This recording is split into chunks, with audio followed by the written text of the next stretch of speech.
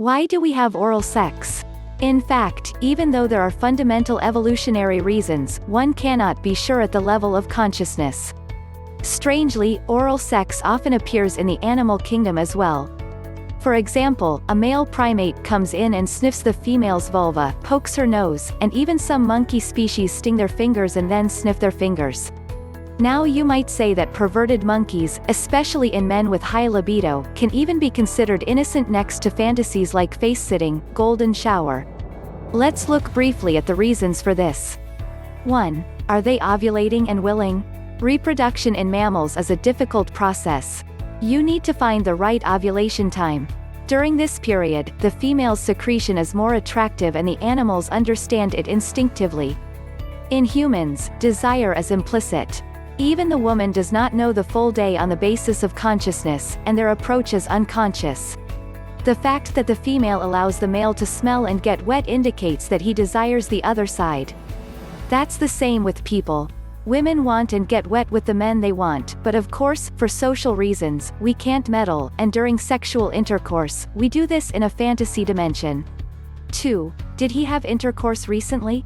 In animals, loyalty is important and jealousy is important, but they are more evolutionary. There are many sperm in the reproductive tract of the previously copulated female, and some of these sperm are known as killer sperm. In other words, they are responsible for killing sperm with foreign DNA that will come later. In this way, the monkeys understand the relationship status and produce the appropriate amount of sperm. Because more sperm is needed to fight the killer sperm, if this is not the case, it sends a smaller number of sperm into the reproductive channels. Similarly, a person may be trying to figure out if their partner is having intercourse unconsciously by performing oral sex. 3. Is he biologically ill? I mean, how does the liquid smell? Evolutionarily, genetics is important in every animal. If the female has a disease that is not worth it, the monkey will stop mating.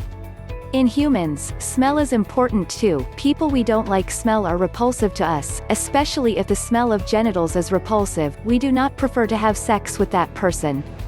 This is one of the known evolutionary situations. In short, for these reasons, oral sex can be called of course. Foreplay is also important with women having relatively difficult orgasms. It is known that women who have an orgasm are more likely to be connected to that man with increased oxytocin. See, pair bonding.